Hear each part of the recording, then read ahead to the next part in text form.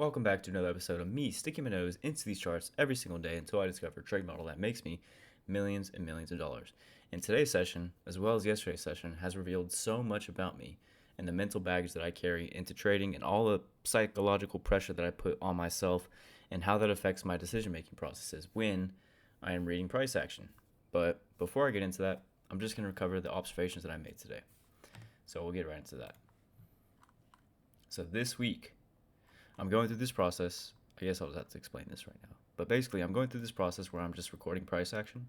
I'm not taking any live trades. I'm simply studying price action and recording hypothetical trade scenarios that I would take and just recording all of these statistics because I need to master reading price action first before I even think about putting money on the line or even demo trading. Because as soon as you start pushing buttons, as soon as you have a trade on the line, then you add the emotions to the equation. So right now, the whole point of this process is to leave the emotions out of it so you can just focus on reading what the candlesticks are telling you.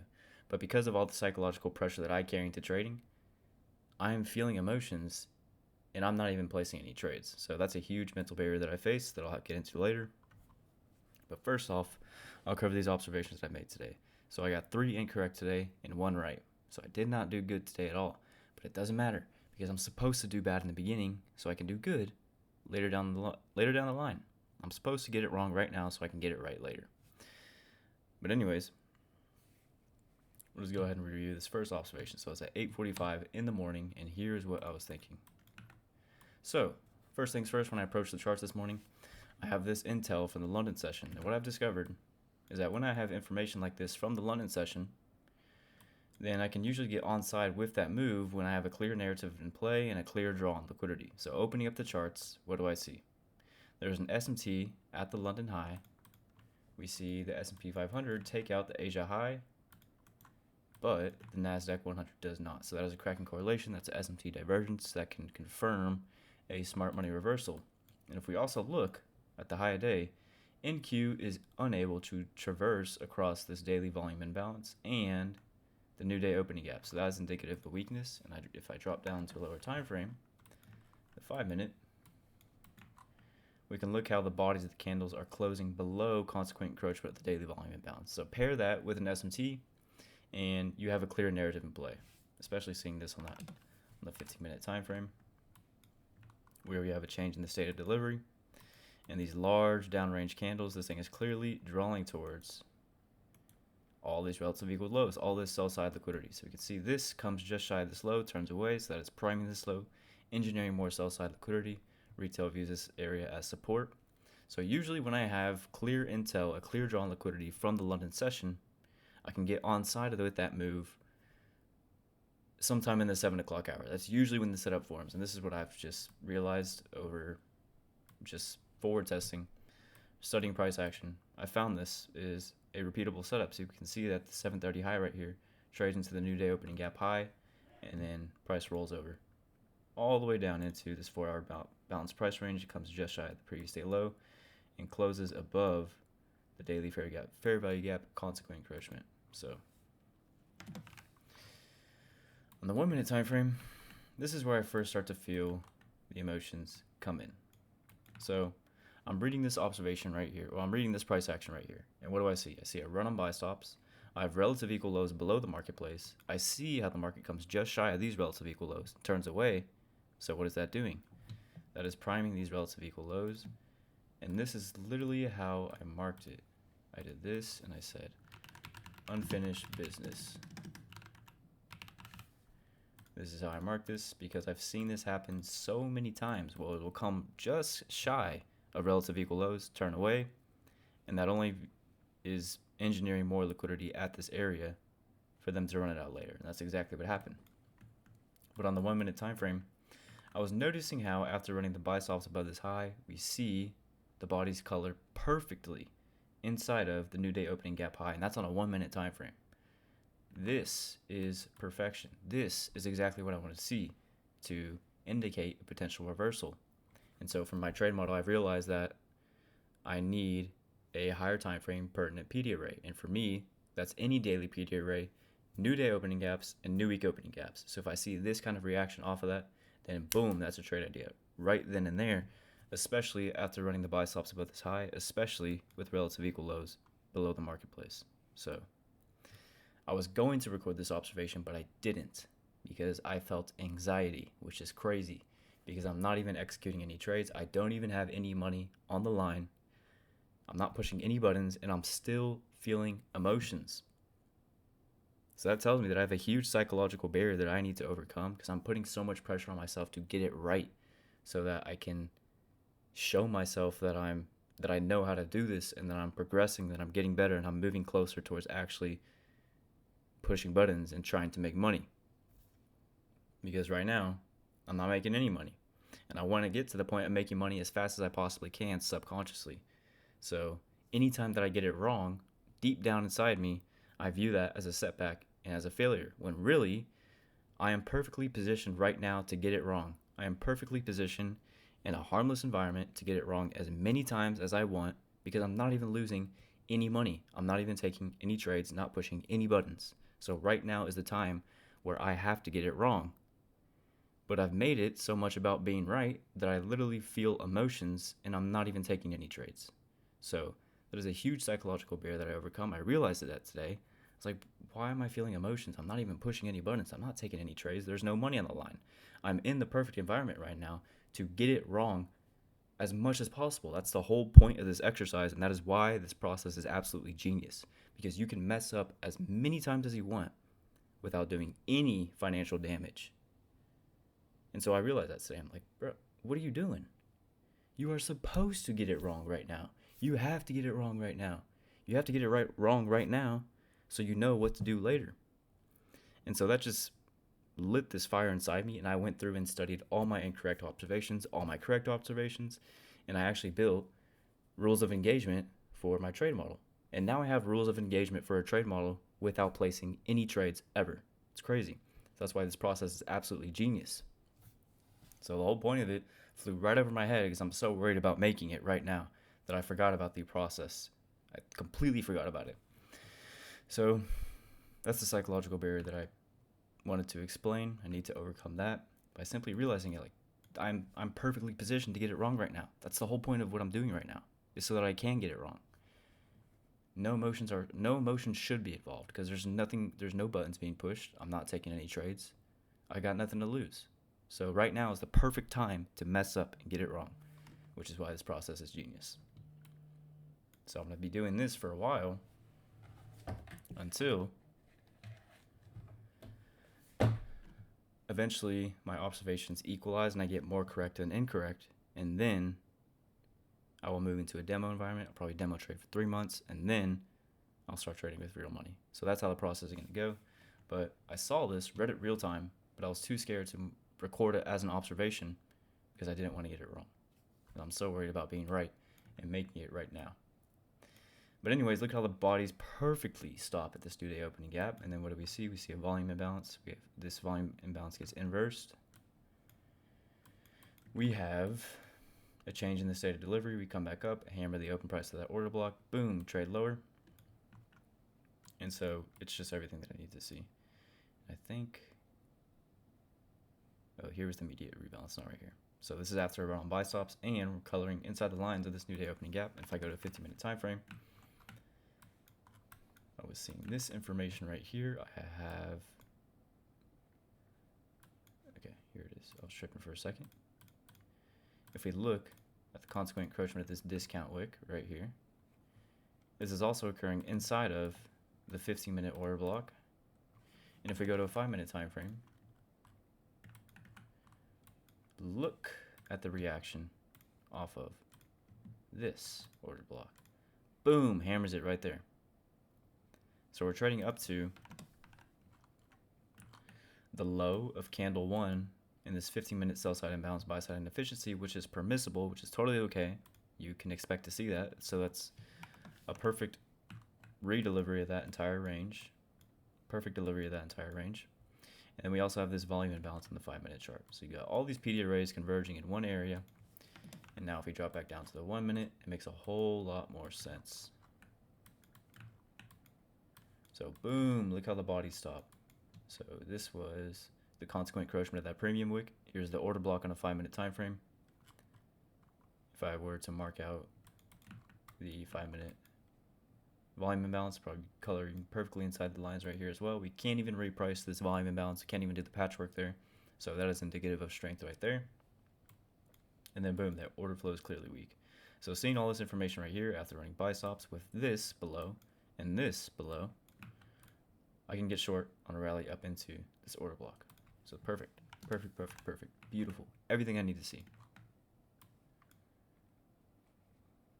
Why am I always losing? Okay, there we go. I actually want to mark this and see how it reacted to it. Let's just do this. Extend. Drop back down to 1 minute.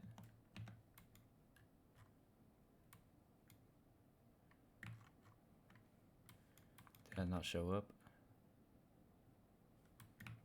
Oh, it did. You can kind of see it. There it is. And there's that volume imbalance on the 5-minute.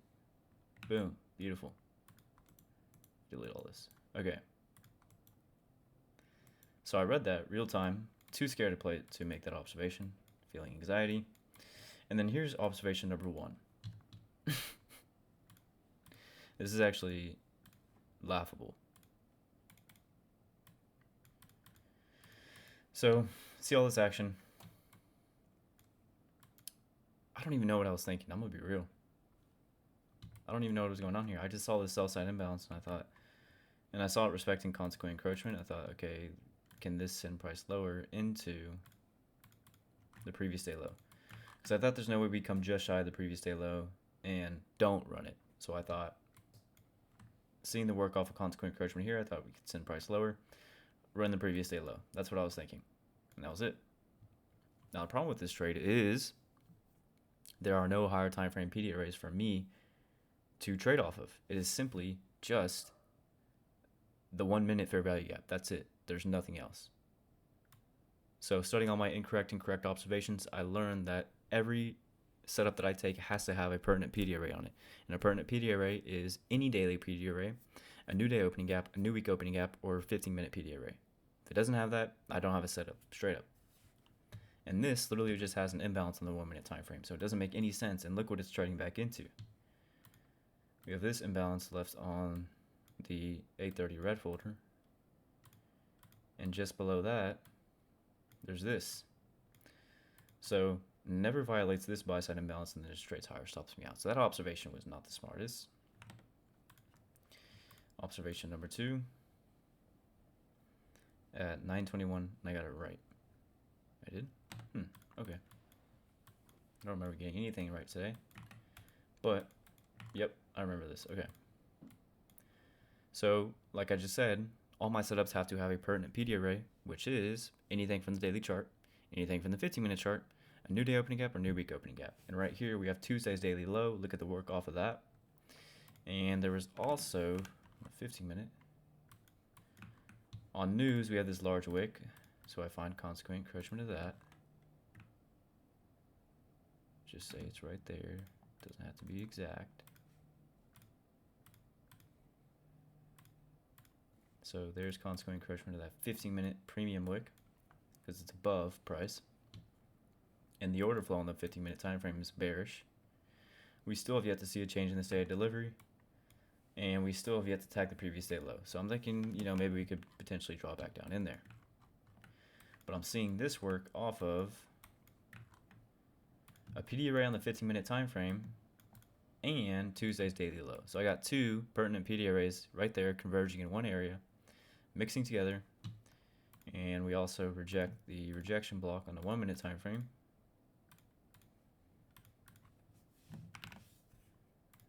Here's a rejection block.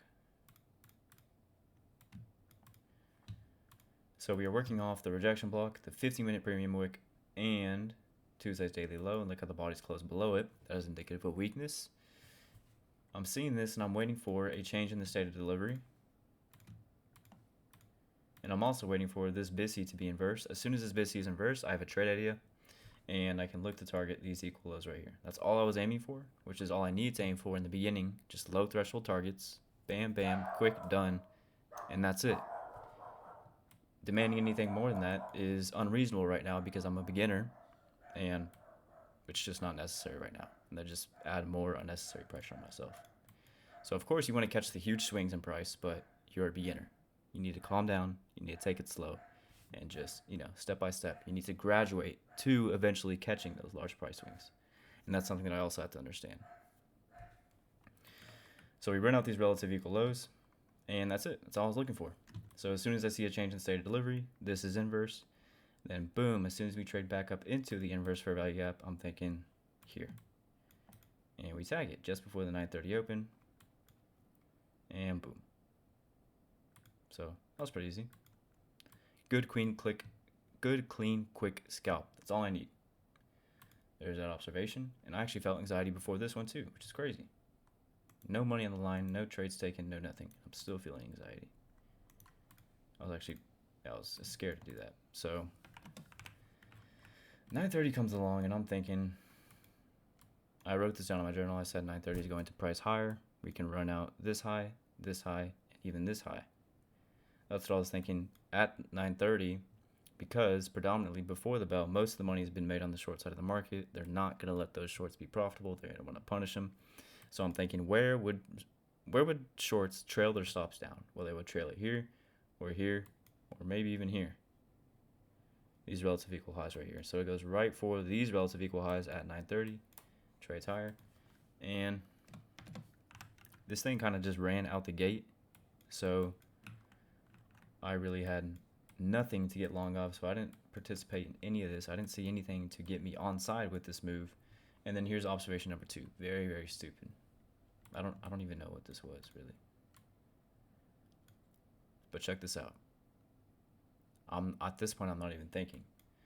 So I'm looking for a sell scenario, because I'm thinking down here. This is my draw on liquidity for the entire day. And I'm not fading this. It's getting really excited. It's trading higher. Or I'm not fading. I'm not participating in it. I'm not trading along with this move, because I'm thinking it's getting really excited. We're trading higher, running into a high premium, and the whole time I'm thinking down here. And eventually that does happen, but it's later on. But anyways, I don't know what it was. I literally felt invincible, and I thought, this is going to happen. The market's going to break down right here. And before I recorded this observation, I told myself that I first need to see this imbalance inversed. And I need to see price come back down below the new day opening gap and use this as resistance. Neither of those happen. And this is what I got a hypothetical short on. As soon as we cross the open price of these up close candles, I'm thinking bearish order block. And I'm going to hypothetically sell short as soon as we trade back up into that. So I'm trading short here, hypothetically. I'm liking the work off consequent encroachment, but there's no reaction, and it just melts through everything. There was nothing here for me to get short. Absolutely nothing. There's nothing here for me to get short. Nothing at all. Literally. This is not my trade model. So I did so bad today that it motivated me to go through and study all my incorrect setups, and I found that in I ran the numbers on it too. I think it was 90% of all my correct setups have an imbalance, an opposing imbalance that is inversed, and you can see here that we never inversed that imbalance, and that's why the trade idea was never valid. So that was very stupid. And I also need to see some kind of reaction that is indicative of weakness. Never got that off of this volume imbalance or the new day opening gap. In fact, we can see that price is just accumulating inside of these pertinent PD arrays. And so if anything, that indicates another leg higher. This is not signaling anything lower. If I wanted to see lower prices here, then I need to see these bodies close below it. But that never happens. It just lays right over top of it, accumulates, and then they send it higher again up into the previous day high. So that's that observation. And then I got it wrong a third time. So this time we do see a reaction that is potentially indicative of weakness off of a daily volume imbalance, a daily sell side imbalance, buy side inefficiency, and previous day high. So all three of those coming together in one area. I see this upper wick into it. I see this imbalance inverse.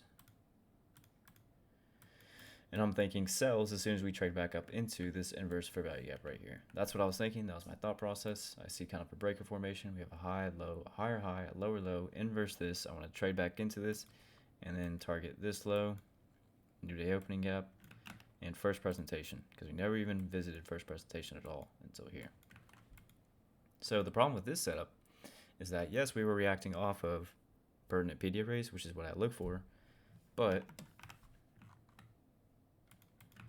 this thing just started running right out the gate at 9:30, and the market never formed a high. As the market was pushing higher, that was the high of day. So what I was going short on was I was simply thinking that this is the high and the market's just going to turn right around.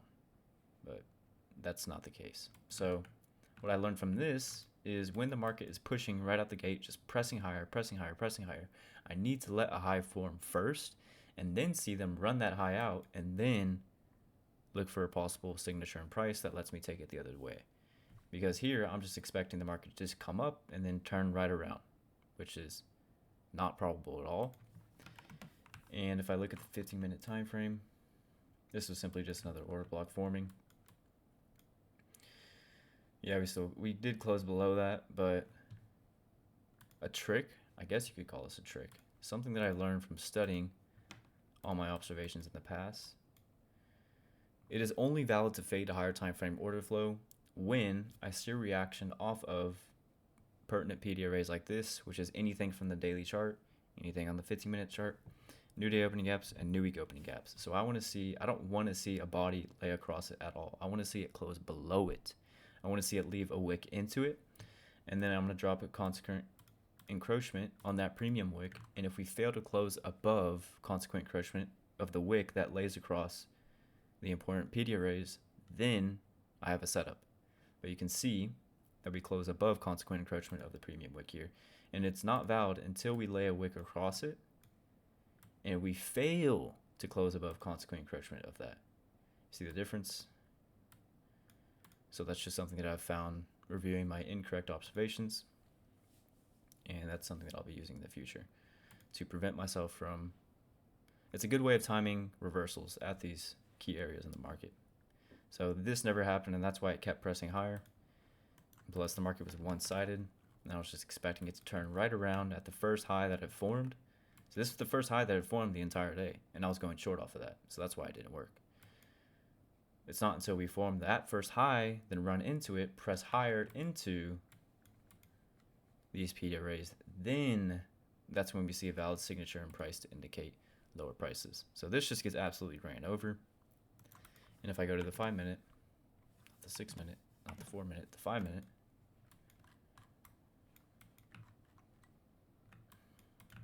you can see that we have a breaker on the 5-minute. Very clean, very clear. Change in the state of delivery on the 5-minute, and I can look to get something short. So, huge lesson right there. I got a lot wrong today. I learned a lot about the mental barriers that I face, even when I have no money in the line, which is crazy. Just that I'm not going to be negative about it. I'm going to work on it, and I'm going to try to get better. But I got it wrong a lot today, which is perfect, because I have to get it wrong now so I can do it right later. That's the whole point of this process, is so that I can get it wrong and fail as many times as possible without doing any financial damage at all. But I've made it so much about being right that I've completely missed the entire point and just ruined the process. So I am no longer worried about being right or wrong. In fact, I want to be wrong. I want to be wrong so I can know how to do it right later. And that is the whole point of this, and that's what I learned today. Goodbye.